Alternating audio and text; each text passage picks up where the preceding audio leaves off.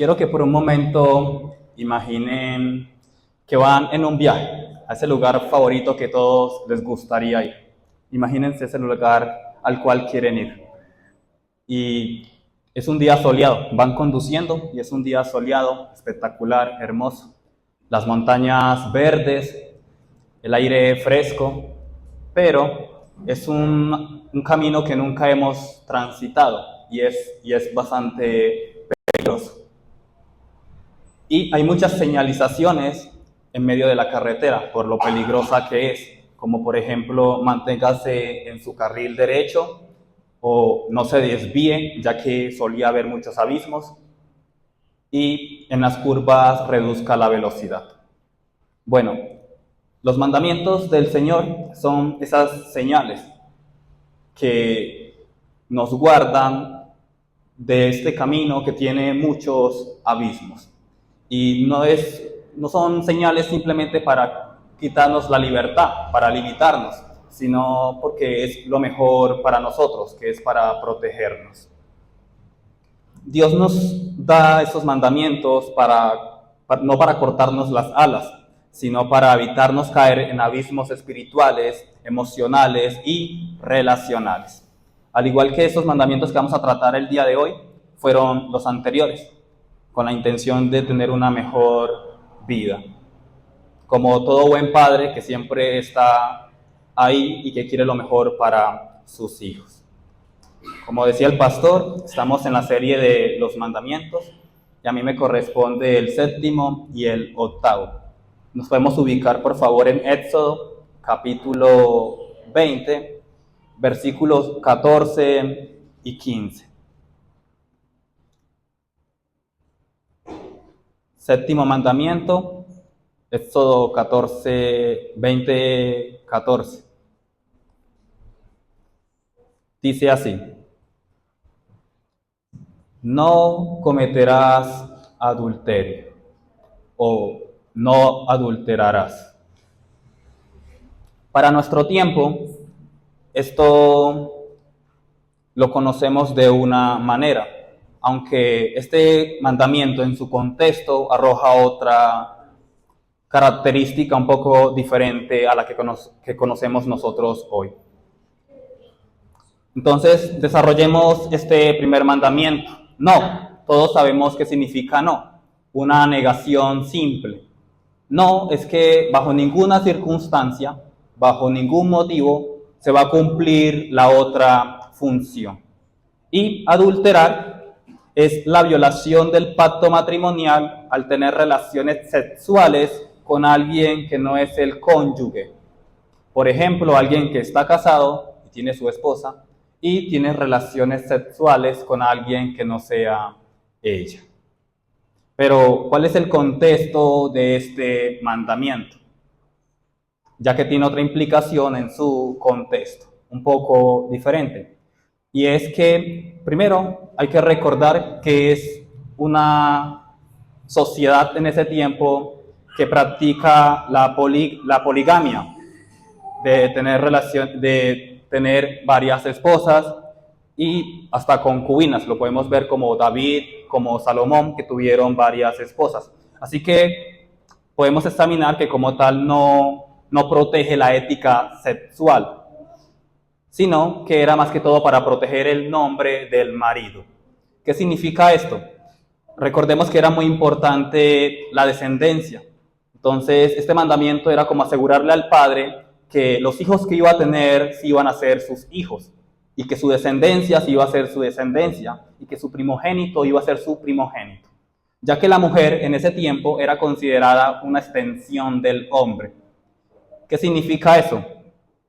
Que la mujer, hay un contraste contra las otras naciones o pueblos de alrededor, que para ellos la mujer era una propiedad. Por ejemplo, si alguien tenía relaciones sexuales con la esposa en otro pueblo, era como que, ok, me dañaste un bien, ok, era mío, algo que me pertenecía, me dañaste un bien, pero no daña mi imagen, yo sigo siendo yo, no tengo ningún tipo de problema.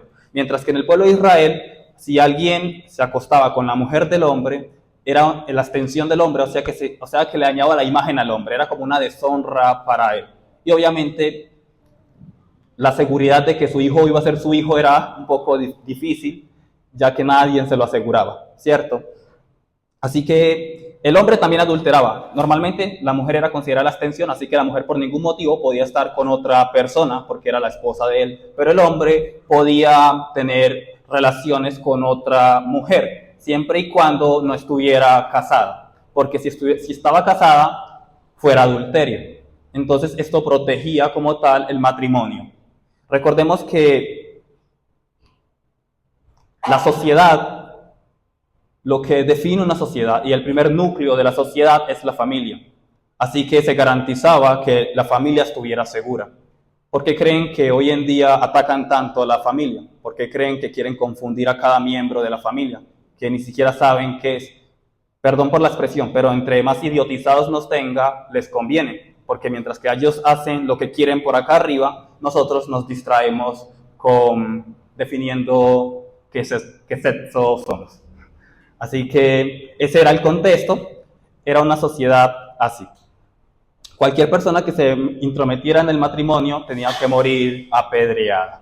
Y el hombre, si se acostaba con una virgen, tenía que pagarle un dote al padre de la mujer, de la virgen, y el padre decidía si dársela por mujer o simplemente no. Pero lo más común era que se la diera, y por eso es que tenían tantas mujeres, y él tenía que proveer para todas, de todas las formas. ¿Ok? No se permitía la conducta promiscua. No se permitía de que, como hoy en día que la gente puede tener relaciones sin ningún tipo de compromiso fuera del matrimonio, en ese tiempo no se permitía, porque la persona que lo hiciera, o la mujer que lo hiciera, era como que le daba una mala imagen a la casa del padre, así que tendría que ser apedreada. Les invito a que se lean los capítulos 20, 21, 22 y 23 y 24, toda la Biblia, ¿me entiendes? De Éxodo, para que entiendan el contexto de lo que estamos hablando, ¿ok? Entonces eso era en su contexto, aunque hoy entendemos que aplica para ambos, no solamente para el esposo o para la esposa, sino para ambos. Cualquiera que esté con una mujer que no sea su esposa es adultera. Y es muy interesante que antes de la ley, antes de que se diera esto, José, en Génesis 3:9, con la esposa de Potifar, vemos un caso ahí. Génesis 39:9. Dice así: no hay otro mayor que yo en esta casa, y ninguna cosa me ha reservado sino a ti, por cuanto tú eres su mujer. ¿Cómo pues haría yo este grande mal y pecaría contra Dios? Antes de la ley, todavía no estaban los 10 mandamientos, y vemos a José que tiene un conflicto aquí, porque la mujer de Potifar quiere estar con él, pero sin embargo él dice algo muy interesante, que es que no puede pecar contra Dios. Vemos que antes de la ley igualmente se consideraba un acto pecaminoso ante Dios. Así que recordemos que el que une a una familia es Dios.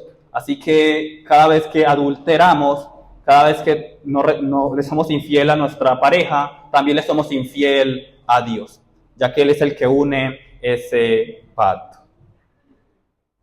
Pero Jesús define el verdadero significado de este pacto. Antes solo se condenaba el acto, aunque hoy también, pero no de la misma manera. Gálatas 5, del 19 al 21.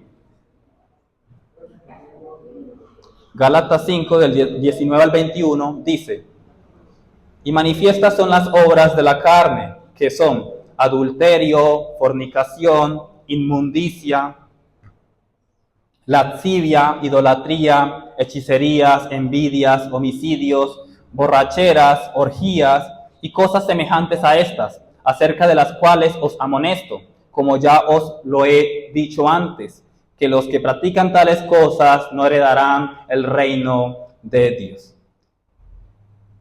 Los que practican tales cosas. Hay una gran diferencia entre caer una vez y pecar y volver a Dios e intentar hacer las cosas mejor, y otra cosa es el que vive constantemente. el que practica constantemente esto no heredará el reino de los cielos. Así que vemos que tanto en el Antiguo Testamento como en el Nuevo Testamento se condena. Y no solo el acto en sí, sino también el pensarlo. Jesús en Mateo 5, 27 al 28, habla de esto. Mateo 5, del 27 al 28. Oísteis que fue dicho, no cometerás adulterio, citando la ley. Pero yo os digo que cualquiera que mira a una mujer para codiciarla, ya adulteró con ella en su corazón. Podemos notar que no solamente se condena el acto, consumar el acto, sino que ahora el mero hecho de imaginarse a una persona, ya Dios lo considera como adulterio, como infidelidad, tanto a tu pareja como a Dios. Había una vez un hombre que tenía muchos años de matrimonio y había una compañera de trabajo en su trabajo. Y era una mujer de hermoso semblante. Y el hombre empezó a tener pensamientos acerca de ella. Tenía a su esposa, pero nunca era como para consumar algo, nunca la incitó a algo. Simplemente estaba empezando a tener ese tipo de pensamientos. Varios meses pasó así, hasta tal punto que venía a su mente el imaginarse estando con esa persona y no con su esposa. O sea, en el mero acto de estar con su esposa, imaginársela a ella, hasta tal punto. Y este pensamiento es el que Dios condena. El mero hecho de imaginarlo, ya estamos violando el mandamiento de no adulterar. Y no solamente a nuestro cónyuge, sino también con Dios, que es el que primeramente demanda santidad y segundo, que es el que confirma ese pacto entre ustedes como parejas. Esto no solamente se reduce a las relaciones de parejas, sino que también aplica con Dios. En Oseas, si alguno se acuerda del libro de Oseas, vamos a ver que el Señor envía a Oseas a que se case con una ramera. Recordemos que lo más común era que Dios mandara a experimentar a los profetas lo que iban a predicar, porque hablar un poco de lo que uno no entiende es un poco difícil. Así que los mandaba a experimentar. Y la enseñanza que Dios le quería dar a entender al pueblo es que eran como esa ramera que se casó con Oseas, porque aquí tenían todo con él, pero sin embargo decidieron irse con los otros hombres. Y nosotros también somos así, y Dios usa la terminación de adúlteros a nosotros también, porque también solemos abandonar a Dios por cosas inferiores, sea por la fama, en ocasiones por el entretenimiento. Hoy en día, donde ese versículo que suena, donde está tu tesoro, ahí está tu corazón. Una manera de identificar si Dios ha sido reemplazado de ese lugar es cuando miramos en qué invertimos nuestro tiempo. No estoy hablando del tiempo en el cual tenés que trabajar. Estoy hablando de mínimo esas 4 o 5 horas que tenemos como mínimo libres, que solemos desperdiciar. Entonces, una manera de ver si hemos reemplazado a Dios del lugar que le corresponde es si nuestro corazón se dedica a otras cosas y no aprovechamos ese tiempo para pasarlo con Él. También pasa con ese ego que tenemos. Creo que Nietzsche hablaba muy bien de esto en su libro de Zaratustra, cuando dice que todos vamos en busca del superhombre. Y sin duda, pareciera que todos le creímos a Satanás cuando le dijo a Adán y Eva que si comía del fruto íbamos a ser como Dios. Y desde entonces todos queremos ser Dios. Desde entonces todos queremos tener el control absoluto de todo lo que pasa en nuestras vidas. Si fuera por nosotros no le dejaríamos nada a Dios, sino que lo haríamos nosotros mismos, porque creemos que tenemos un mejor juicio que Él, porque consideramos algunas cosas injustas para nosotros. Así que hemos dejado que ese ego, ese superhombre, que todo el mundo quiere sacar reemplace a Dios. Y lo cambiamos por cosas vanas. Por cosas vanas cambiamos a Dios. Así que también no solamente aplica el adulterar entre relaciones personales, sino también en nuestra relación con el Señor. Para no fallarle a Dios y a tu pareja, se debe de trabajar en la relación. Así como hay que sacar tiempo de calidad con con sus parejas, sin ningún tipo de interrupción. Es necesario pasar tiempo de calidad. Es necesario que saquen momentos a solas y hablen y dialoguen todo lo que tengan que dialogar para que no haya ningún tipo de malentendidos. No sé a los que tienen pareja si les ha pasado que de repente se quedan mirando la pared y sus parejas le preguntan ¿en qué está pensando? Y usted le dice en nada y surge un problema. Y porque piensan que nosotros, los hombres, tenemos la capacidad de mirar algo y al mismo tiempo no pensar en nada, pero no creen que es mentira. Pero ¿qué pasa con esta situación? Y es que cuando no hay una buena comunicación, cuando ni siquiera se sientan ni hablan, donde siempre hay un dispositivo móvil donde se pueden entretener, es difícil que haya una buena comunicación y así poder hablar bien de lo que realmente sienten, decir lo que realmente piensan, cuáles son sus planes a futuro. Porque así, aunque haya alguna diferencia, el problema nunca se va a agrandar, porque ya sabes más o menos en qué está pensando, ya sabes cuáles son sus problemas, ya sabes qué está pasando en ese momento. Pero es necesario pasar tiempo de caridad juntos para que esa relación funcione. Es muy importante escucharse, sin criticarlo, sin juzgar, simplemente ¿qué tienes para decirme? ¿Cómo lo podemos solucionar? También ser serviciales de manera sacrificial, como cuando Cristo nos los enseña, siempre. Aunque esté todo el día trabajando y esté cansado y llego a casa, si puedo colaborar en algo, hacerlo. Porque entiendo que ella también está cansada de todo el día trabajar, o sea, de trabajar tanto dentro de la casa como fuera de ella. Y es una manera de demostrar amor, un amor sacrificial, que aunque independientemente de cómo me sienta, igualmente entiendo que ella también, o él también, se cansa. Así que, al igual que hay que trabajar mucho para mantener una relación entre cónyuges, es igual de importante y de fuerte y de exigente trabajar en nuestra relación con Dios. Hermanos, se puede tener una relación buena con su pareja y no tener una relación buena con Dios. Pero jamás se puede tener una buena relación con Dios y una mala relación con tu pareja. Así que la base fundamental de que una relación funcione es si estamos bien con Dios, porque Dios nos demanda y nos obliga siempre a arreglar las cosas, a hablar las cosas. Así que es importante que nos esforcemos para sacar tiempo para orar, para leer su palabra, para meditar en ella, estudiar su palabra, aunque cueste. Aunque cueste, hay que intentar todos los días sacar tiempo para Dios. Porque nuestras relaciones interpersonales van a depender de nuestra relación vertical. Todo depende de eso. Sí, y es algo diario. Al igual que hay que trabajar para una relación diaria con tu cónyuge, es igual tener una relación y trabajar una relación con Dios diario. Pasar tiempo con Él. ¿Ok? Pasemos al 8º mandamiento. No hurtar. La palabra no, nuevamente, negación simple, bajo ninguna circunstancia se puede hacer.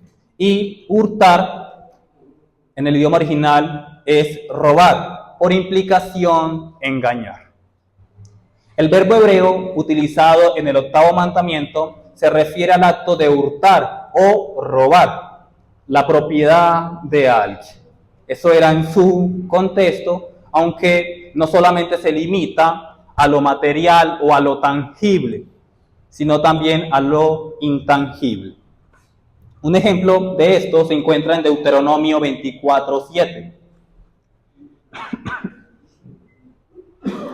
Es una forma extrema de robo, disculpa. Es una forma extrema de robo y es el robo a una persona.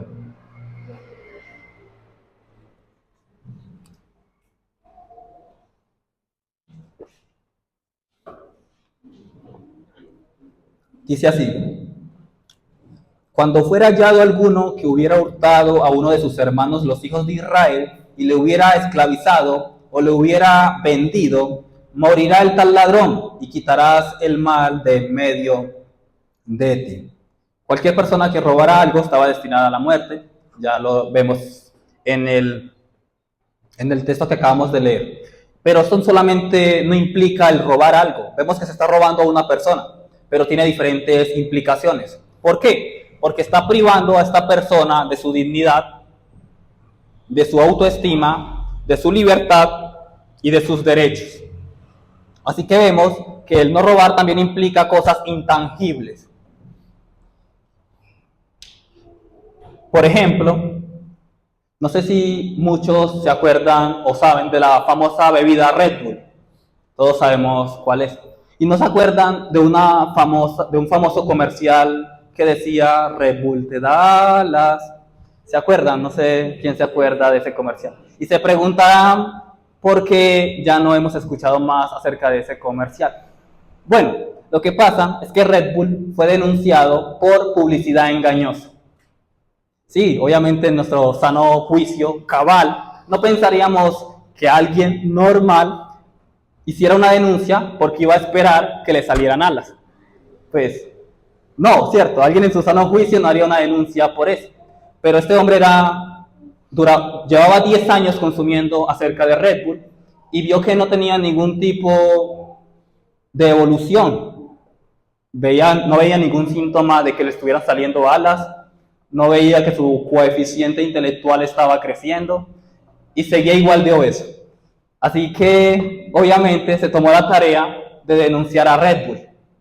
Y la gente, al ver que este hombre inició una demanda, se unieron a la demanda. Así que a Red Bull le tocó pagar varios millones de dólares por publicidad engañosa.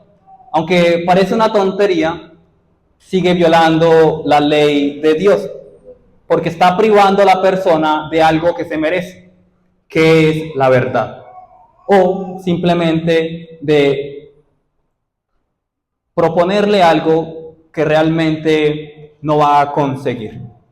Así que cuando engañamos también estamos violando y atentando acerca de la ley de Dios. Había una vez un hombre que se llamaba Andrés, que trabajaba en ventas y su jefe le estaba pidiendo reportes de las deudas sobre cómo estaban las ventas. Entonces él estaba un poco asustado porque las ventas en los últimos meses habían bajado, muchos números en rojo.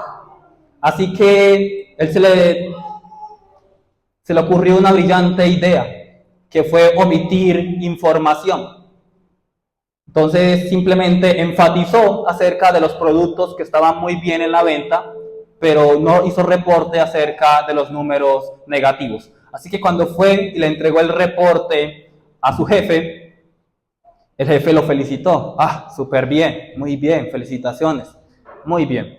Pero a partir de unos meses, la empresa entró en declive, porque como no tenía en cuenta los números bajos, su economía estaba reduciendo mucho.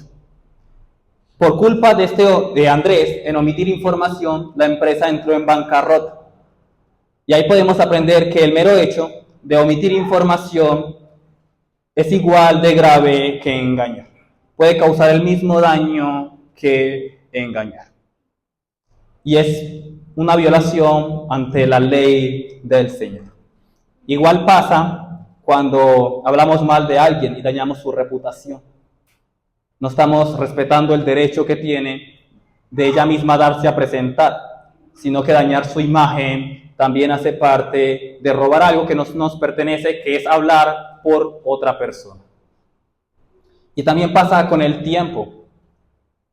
Cuando no somos responsables de nuestros compromisos, cuando hacemos perder el tiempo a una persona, cuando la citamos a algún lugar. Eso también es privar a esa persona de algo muy importante que todos tenemos y que no podemos volver a recuperar, que es el tiempo. Así que es necesario que reflexionemos sobre si estamos cumpliendo esas demandas del Señor, si realmente estamos respetando la integridad, el tiempo y la libertad y el derecho de saber la información a la otra persona.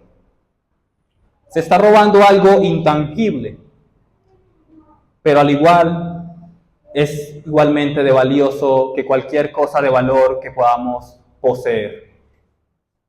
No robar también implica actuar con justicia, ya que cualquier forma de quitarle a alguien lo que legítimamente le corresponde, sea material o inmaterial, es visto como una violación a este mandamiento. Hermanos, también le podemos robar a Dios. En Malaquías 3, del 8 al 9, los invito, por favor.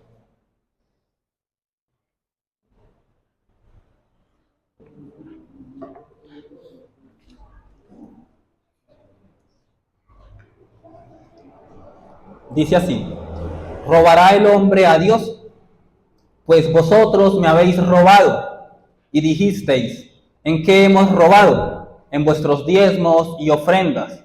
Malditos sois con maldición, porque vosotros, la nación toda, me habéis robado. Ok, permíteme aclarar esto, ¿ok? En el Antiguo Testamento era obligatorio pagar el 10%, cosa que no es el Nuevo Testamento.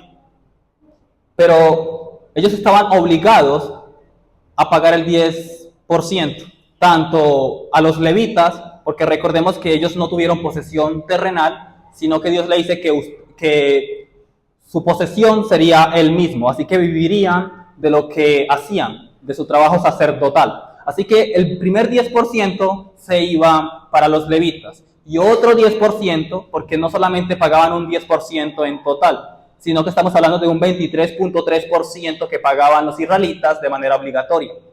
El primer 10% se iba para los levitas y los sacerdotes, el segundo 10% se iba para el templo y para las fiestas, las cuales solían celebrar.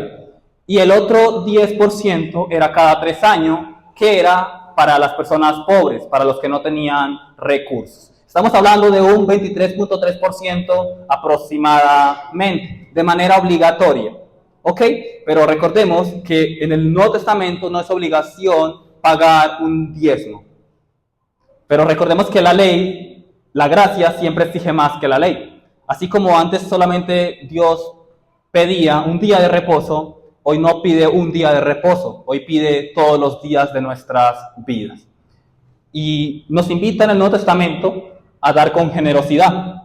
Pero muchos se preguntarán, bueno, ¿y por qué se cobra el 10%? Es una muy buena pregunta, ¿no? Sabiendo que en el Nuevo Testamento no es obligación. Bueno, es muy interesante. No es obligación en el Nuevo Testamento, pero tenemos las mismas circunstancias que en el Antiguo Testamento.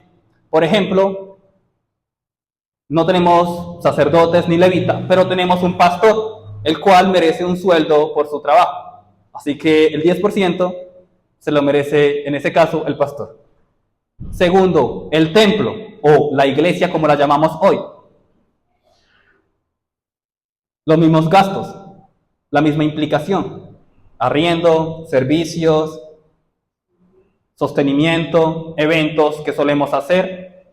Y también seguimos teniendo pobres y gente que necesita. Así que aunque la ley no es obligatoria, seguimos teniendo las mismas necesidades que en el Antiguo Testamento. Y obviamente no estamos obligados a pagar el 10%. Si podemos dar más, porque es que se trata de hacerlo con amor, sabiendo la necesidad que hay. Si podemos dar más, se da más. Si no podemos dar ni siquiera el diezmo, no damos ni siquiera el diezmo, damos lo que podamos. Dios es el que conoce las intenciones del corazón. Así que es necesario que cada quien se acerque al Señor y hable con Él, discuta acerca de eso, para que cada uno cuando venga a dar algo lo haga porque quiere, por amor y porque entiende las necesidades que hay, y no porque se sienta obligado a hacerlo. ¿Ok?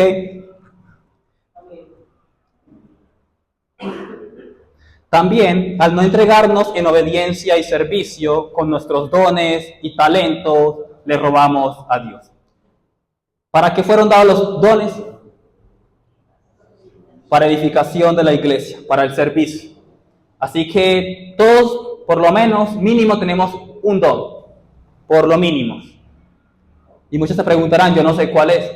La única manera de saber qué dones tenemos es si nos ponemos al servicio y ejercemos. Si, ok, no tengo tiempo por el trabajo, pero sin embargo, cuando tengo tiempo me ofrezco. ¿Qué puedo hacer?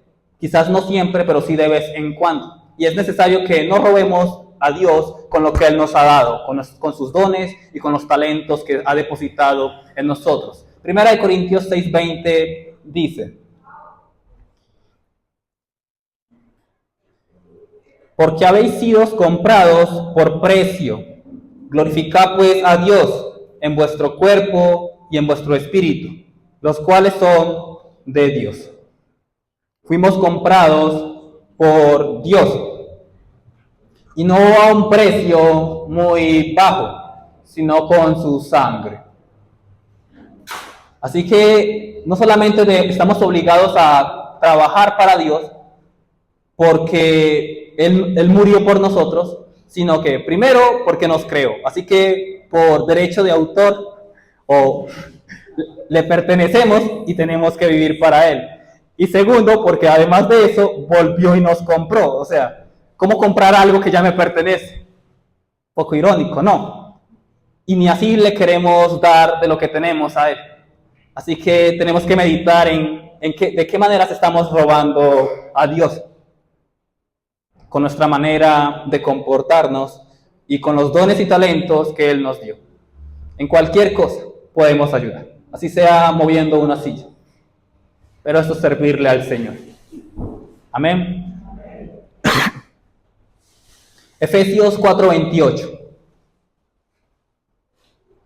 El que hurtaba, no hurte más,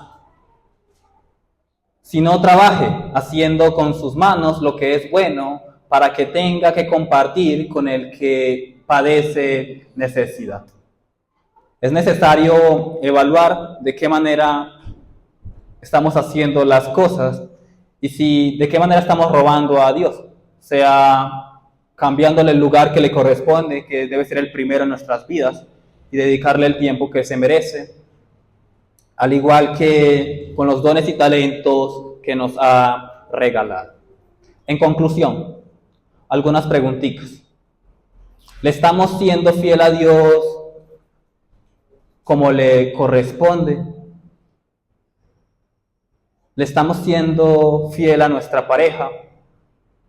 No solamente de manera física, sino con nuestros pensamientos. La intención de tener a su pareja es que pasen tanto tiempo con ella, que sea la única persona con la cual quieras pasar el tiempo, que sea la única persona con la cual, si quieres hablar de algo, puedas hablarlo con ella. Si quieres llorar, pues puedas llorar con ella. Si puedas simplemente, cualquier tipo de circunstancia que tengas, hablarlo con ella. Que ella sea todo para ti después de Dios.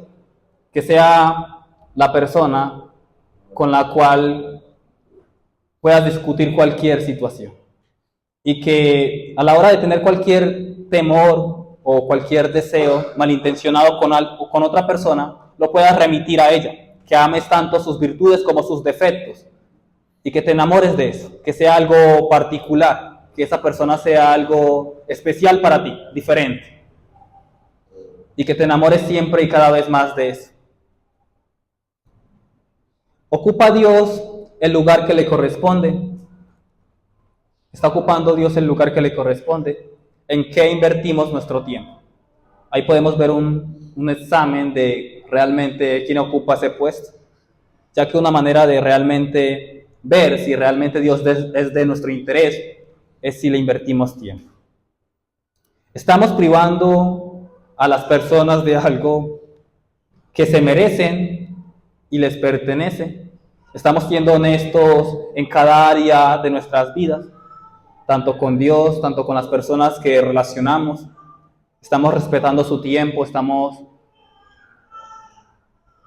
respetando su privacidad, su identidad. Proverbios 11:1 dice: el peso falso es abominación a Jehová, mas la pesa cabal le agrada. En otras palabras, todo lo que tenga que ver con engaños y malicia es abominación para el Señor. Todo lo que tenga una mala intención. Mas la pesa cabal, más todo lo justo, más todo lo recto, es agradable al Señor. Todos conocemos este famoso versículo, Juan 14:15. Si me amáis, guardad mis mandamientos. Así que es bueno reflexionar sobre estos dos mandamientos que el Señor nos ha permitido estudiar un poco hoy. Si realmente los estamos cumpliendo como realmente Él demanda, o si simplemente estábamos satisfechos pensando que como no robamos algo tangible, o porque no le éramos infiel a nuestra esposa con otra persona, era suficiente. Pero no, el Señor siempre exige más. Y es curioso que ni siquiera podríamos decir que es algo tanto del Nuevo Testamento, porque es algo que no me corresponde a mí, sino al 10º mandamiento, que es no codiciar. Y vemos que la mujer de tu prójimo, o sea que ya lo está condicionando. Desde la misma ley, Dios está diciendo que no debemos codiciar a la mujer del prójimo. Así que no es algo tan nuevo de nuestro Señor Jesucristo, sino que sigue apelando a la ley. Tanto el 7º como el 8º mandamiento no son solo prohibiciones externas, sino que nos llaman a vivir vidas íntegras y fieles. Nos invitan a ser fieles a Dios, a nuestros cónyuges y a nuestros prójimos. En un mundo donde el egoísmo y el desamor prevalecen, estos mandamientos nos recuerdan que debemos reflejar el carácter de Dios en nuestras relaciones, siendo fieles en el matrimonio, honestos en nuestras interacciones y justos en nuestras acciones. Así que es necesario que reflexionemos. La idea de cada vez que vengamos aquí es preguntar qué quiere el Señor que haga. No simplemente venir a escuchar y bueno, ya cumplí con mi tarea, vine y escuché y ya. No, es para que nos cuestionemos y realmente valoremos lo que Él ha hecho por nosotros. Dios les bendiga.